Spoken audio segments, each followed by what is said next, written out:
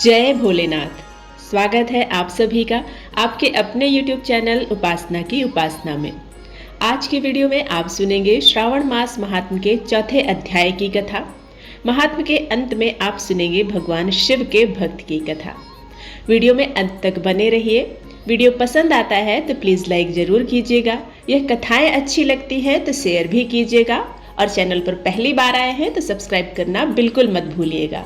श्रावण मास महात्म के चौथे अध्याय में भगवान शिव स्वयं अपने मुखारविंद से धारण पारण मासोपवास व्रत और रुद्रवर्ती व्रत वर्णन में सुगंधा का आख्यान कर रहे हैं। भगवान शिव सनत कुमार से कहते हैं कि अब मैं धारण पारण व्रत का वर्णन करूंगा। प्रतिपदा के दिन से आरंभ करके सर्वप्रथम पुण्याह वाचन करना चाहिए।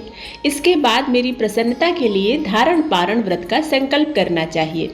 एक दिन धारण व्रत करें और दूसरे दिन व्रत का पारण करें। धारण में उपवास करना चाहिए तथा पारण में भोजन करना चाहिए।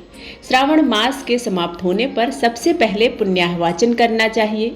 इसके बाद हे ऋषि आचार्य तथा अन्य ब्राह्मणों का वरण करना चाहिए। तत्पश्चात पार्वती तथा शिव के स्वर्ण निर्मित मूर्ति को जल से भरे हुए कुंभ पर स्थापित कर रात में भक्ति पूर्वक पूजन करना चाहिए। इसके बाद पुराण श्रवण आदि के साथ रात भर जागरण करना चाहिए। प्रातः काल अग्नि स्थापन करके विधि पूर्वक हवन करना चाहिए। त्र्यंबक मंत्र से तिल मिश्रित भात की आहुति डालनी चाहिए। उसी प्रकार शिव गायत्री मंत्र से घृत मिश्रित भात की आहुति डालें और पुनः षडाक्षर मंत्र से खीर की आहुति प्रदान करें। तदंतर पूर्णाहुति देकर होम शेष का समापन करना चाहिए। इसके बाद में ब्राह्मणों को भोजन कराना चाहिए तथा साथ ही आचार्य की पूजा भी करनी चाहिए। हे महाभाग, इस प्रकार से उद्यापन संपन्न करके मनुष्य ब्रह्म हत्या आदि पातकों से मुक्त हो जाता है। इसमें कोई भी संशय नहीं है। अतएव इस महाव्रत को अवश्य करना चाहिए। हे महामुनि, अब श्रावण मास में मास उपवास की विधि को आदर पूर्वक सुनो। प्रतिपदा के दिन प्रातःकाल इस व्रत का संकल्प करें। स्त्री हो या पुरुष मन तथा इंद्रियों को नियंत्रित करके इस व्रत को करें। अमावस्या तिथि को लोक का कल्याण करने वाले वृषध्वज शंकर की उपासना षोडशोपचार द्वारा करें। तदंतर अपनी सामर्थ्य के अनुसार वस्त्र तथा अलंकार आदि से ब्राह्मण का पूजन करें। उन्हें भोजन कराएं तथा उन्हें प्रणाम करके विदा करें। इस प्रकार से किया गया मास उपवास व्रत मेरी प्रसन्नता कराने वाला होता है। हे सनत कुमार, मनुष्यों को सभी सिद्धियां प्रदान करने वाले लक्ष्य संख्यक परिमित रुद्रवर्ती व्रत के विधान को सावधान होकर सुनो। अत्यंत आदर पूर्वक कपास के 11 तंतुओं से बातियां बनानी चाहिए। वे रुद्रवर्ती नाम वाली बातियां मुझे अत्यंत प्रिय हैं। मैं श्रावण मास में भक्ति पूर्वक गौरीपति महादेव का 1 लक्ष संख्या वाली बत्तियों से निरांजन करूंगा। इस प्रकार श्रावण मास के प्रथम दिन विधि पूर्वक संकल्प करके महीने भर प्रतिदिन शिव जी का पूजन कर 1000 बातियों से निरांजन करें और अंतिम दिन 71,000 बातियों से निरांजन करें अथवा प्रतिदिन 3000 बत्तियों से आदर पूर्वक अर्पण करें और अंतिम दिन 13,000 बत्तियां समर्पित करें अथवा एक दिन सभी 1,00,000 बत्तियों को मेरे समक्ष जलाएं। प्रचुर मात्रा में घृत में भिगोई जो स्निग्ध बत्तियां होती हैं वह मुझे बहुत प्रिय हैं। तत्पश्चात मुझ विश्वेश्वर का पूजन करके कथा का श्रवण करें। सनत कुमार जी बोले, हे देव, हे महादेव, हे जगन्नाथ, हे जगत आनंद कारक, कृपा करके आप मुझे इस व्रत का प्रवाह बताएं। हे प्रभु, इस व्रत को सर्वप्रथम किसने किया तथा इसके उद्यापन में क्या विधि होती है? तब भगवान शिव प्रसन्न होकर बोले, हे ब्रह्मपुत्र, व्रतों में उत्तम इस रुद्रवर्ती व्रत के विषय में सावधान होकर सुनो। यह व्रत महापुण्यप्रद, सभी उपद्रवों का नाश करने वाला, प्रीति तथा सौभाग्य देने वाला होता है। पुत्र पौत्र आदि समृद्धि प्रदान करने वाला, व्रत करने वाले के प्रति शंकर जी की प्रीति उत्पन्न करने वाला तथा परम पद शिवलोक को देने वाला होता है। तीनों लोकों में इस रुद्रवर्ती के समान कोई उत्तम व्रत नहीं है। इस व्रत के संबंध में लोग यह प्राचीन दृष्टांत देते हैं। क्षिप्रा नदी के रम्य पर उज्जैनी नामक एक सुंदर नगरी थी। उस नगरी में सुगंधा नामक एक परम सुंदरी वीरांगना रहती थी। उसने अपने साथ संसर्ग के लिए एक अत्यंत दुस्सह शुल्क निश्चित किया था। 100 स्वर्ण मुद्रा देकर संसर्ग करने की शर्त रखी थी। उस सुगंधा ने युवकों तथा ब्राह्मणों को भ्रष्ट कर दिया था। उसने राजाओं तथा राजकुमारों को नग्न करके उनके आभूषण आदि लेकर उनका बहुत तिरस्कार किया था। इस प्रकार उस सुगंधा ने बहुत लोगों को लूटा था। उसके शरीर की सुगंध से कोस भर का स्थान सुगंधित रहता था। वह पृथ्वी तल पर रूप, लावण्य और कांति की मानो निवास स्थली थी। वह 6 रागों 36 रागनियों के गायन में तथा उनके अन्य बहुत से भेदों की भी गान क्रिया में अत्यंत कुशल थी। वह नृत्य में रंभा और देवांगनाओं को भी तिरस्कृत करती थी। अपने एक एक पग पर अपनी गति से हाथियों तथा हंसों का उपहास करती थी। और किसी दिन वह सुगंधा कटाक्षों तथा भोह चालान के द्वारा काम बाणों को छोड़ती हुई क्रीड़ा करने के विचार से क्षिप्रा नदी के तट पर गई। उसने ऋषियों के द्वारा सेवित मनोरम नदी को देखा। वहां कई विप्र ध्यान में लगे हुए थे तथा कई जप में लीन थे। कई शिवार्चन में रत थे तो कई विष्णु के पूजन में तल्लीन थे। हे महामुने, उसने उन ऋषियों के बीच विराजमान मुनि वशिष्ठ को देखा। उनके दर्शन के प्रभाव से उसकी बुद्धि धर्म में प्रवृत्त हो गई। जीवन तथा विशेष रूप से विषयों से उसकी विरक्ति हो गई। वह अपना सिर झुकाकर बार बार मुनि को प्रणाम करके अपने पापों की निवृत्ति के लिए मुनि श्रेष्ठ वशिष्ठ जी से कहने लगी। सुगंधा बोली, हे अनाथ के नाथ, हे विप्रेंद्र, हे सर्व विद्या विशारद, हे योगेश, मैंने बहुत से पाप किए हैं। अतः हे प्रभु, उन समस्त पापों के नाश के लिए मुझे उपाय बताइए। देवाधिदेव महादेव भगवान शिव सनत कुमार से कहते हैं कि उस सुगंधा के इस प्रकार कहने पर वे दीन वत्सल मुनि वशिष्ठ अपनी ज्ञान दृष्टि से उसके कर्मों को जानकर आदर पूर्वक कहने लगे।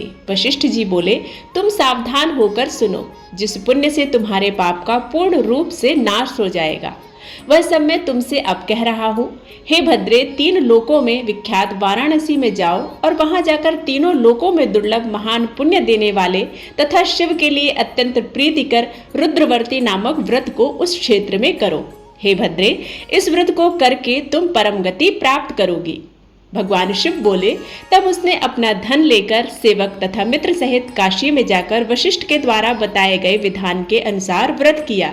इस प्रकार उस व्रत के प्रभाव से वह सशरीर उस शिवलिंग में विलीन हो गई।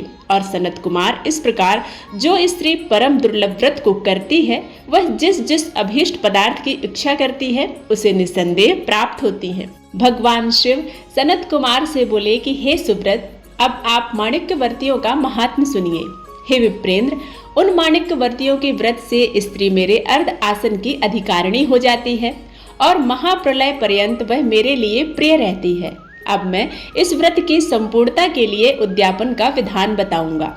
चांदी की बनी हुई नंदीश्वर की मूर्ति पर आसीन स्वर्ण में भगवान शिव और पार्वती सहित प्रतिमा का कलश पर स्थापन करना चाहिए और विधि के साथ पूजन करके रात्रि में जागरण करना चाहिए। इसके बाद प्रातःकाल नदी में निर्मल जल में विधिपूर्वक स्नान करके 11 ब्राह्मणों सहित आचार्य का वरण करना चाहिए। तत्पश्चात रुद्र सूक्त से अथवा गायत्री मंत्र से अथवा मूल मंत्र से घृत, खीर तथा बिल्व पत्रों का होम करना चाहिए। इसके बाद पूर्णाहुति हवन करके आचार्य आदि की विधिवत पूजा करनी चाहिए तथा सपत्नीक 11 उत्तम विप्रों को भोजन कराना चाहिए। हे सनत कुमार, जो स्त्री इस प्रकार से व्रत करती है वह समस्त पापों से मुक्त हो जाती है। तत्पश्चात विधान पूर्वक कथा सुनकर स्थापित की गई समस्त सामग्री ब्राह्मण को दे देनी चाहिए। इससे निश्चित रूप से 1000 अश्वमेघ यज्ञों का फल प्राप्त होता है। इसके आगे की कथा आप 5वें अध्याय में सुनेंगे। आइए अब सुनते हैं भगवान शिव के भक्त की कथा। एक बार एक अद्भुत कवि संत थे जिनका जन्म कर्नाटक में हुआ था। उनका नाम था दासी मैया। वह इतने अच्छे बुनकर थे कि उन्होंने एक बार बहुत ही महीन और सुंदर खूबसूरत पगड़ी का कपड़ा बुनकर तैयार किया। बुनते बुनते उनको पूरा 1 महीना लग गया। आखिर उन्होंने वह कपड़ा बुन ही लिया, क्योंकि उनकी कमाई भी इसी से होती थी। फिर एक दिन वह उसे बेचने के लिए बाजार ले गए। वह कपड़ा इतना सुंदर था कि किसी ने भी उस कपड़े की कीमत नहीं पूछी। सभी को लगा कि यह बहुत महंगा होगा। फिर वह अपने कपड़े के साथ वापस आ रहे थे। रास्ते में उन्हें एक बूढ़ा आदमी बैठा मिला। उसने दासी मैया की तरफ देखकर कहा, मैं कांप रहा हूँ, क्या तुम मुझे यह कपड़ा दे सकते हो? दयालु भाव होने के कारण दासी मैया ने वह कपड़ा उस बूढ़े आदमी को दे दिया। उस आदमी ने वह कपड़ा खोला और उस कपड़े के कई टुकड़े कर दिए। एक टुकड़ा उसने अपने सिर पर बांध लिया और दूसरा उसने अपनी छाती पर और 2 टुकड़े अपने पैरों पर और हाथों पर बांधकर बैठ गया। दासी मैया बस देखते रहे। अचानक से बूढ़े आदमी ने पूछा, क्या कोई दिक्कत है? दासी मैया बोले, नहीं, बस यह कपड़ा आपका है, आप जो चाहे सो कर सकते हैं। फिर दासी मैया उस बूढ़े आदमी को अपने घर खाना खिलाने के लिए ले गए, लेकिन घर पर खाने के लिए कुछ भी नहीं था। अतिथि को देखकर उनकी पत्नी बोली, घर में इतना खाना भी नहीं है कि आप खा सकें और आप एक मेहमान साथ लेकर आ गए। दासी मैया अपनी पत्नी की बात सुनकर बहुत बेचैन हो गए। परेशान होकर उन्होंने अपने पत्नी से कहा कि छोड़ो, घर में जो कुछ भी हो तिल फूल उसे बनाकर ले आओ। भगवान शिव पति पत्नी की यह बात विवाद सुन रहे थे। फिर क्या था, अपने भक्त को ज्यादा देर असमंजस में पड़ा नहीं देख पाए। वह बूढ़ा आदमी और कोई नहीं भगवान शिव थे। वह दासी मैया की हालत देखकर अपने वास्तविक रूप में आ गए। फिर भगवान शिव ने एक मुट्ठी चावल उनके अनाज के बर्तन में डाल दिया। वह बर्तन अक्षय पात्र बन गया, जिसका कभी अंत ना हो। उस बर्तन में फिर कभी भी अनाज खत्म नहीं हुआ, वह कभी खाली नहीं हुआ। दासी मैया और उनकी पत्नी ने उस बर्तन से बहुत से लोगों की मदद की, बहुत से भूखों को भोजन खिलाया और स्वयं भी उन्होंने उसी पात्र से भोजन पाया। यह थी दासी मैया की कथा। यह कथा सत्य घटनाओं पर आधारित है। उनकी भक्ति, कविताएं और उनकी उपस्थिति ने कई लोगों को रूपांतरित किया और कई लोगों के हृदय में परिवर्तन भी किया। दासी मैया भगवान शिव के अनन्य भक्त थे। उन्हें भगवान शिव से कुछ भी नहीं चाहिए था। वह बस भगवान शिव की भक्ति में हर दम लीन रहते थे। इस वजह से लोग दासी मैया को देवरा, दासी मियाँ भी कहने लगे। देवरा का भाव अर्थ यह होता है कि जो ईश्वर का हो। भोले बाबा को पाने के लिए कुछ ज्यादा यत्न करने की जरूरत भी नहीं पड़ती। बाबा तो बस प्रेम की डोर से खिंचे चले आते हैं। मन में सच्चे भाव हो, हृदय में प्रभु का नाम हो, सबको एक ही दृष्टि से देखा जाए और यह सोचा जाए कि सभी शिव के अंश हैं, तो समझ लो भोलेनाथ साक्षात प्रकट हो जाते हैं। यह कथाएं यदि आपको पसंद आती हैं तो लाइक करके कमेंट बॉक्स में जरूर बताइएगा। मिलते हैं एक नई कथा के साथ, तब तक के लिए ओम नमः शिवाय।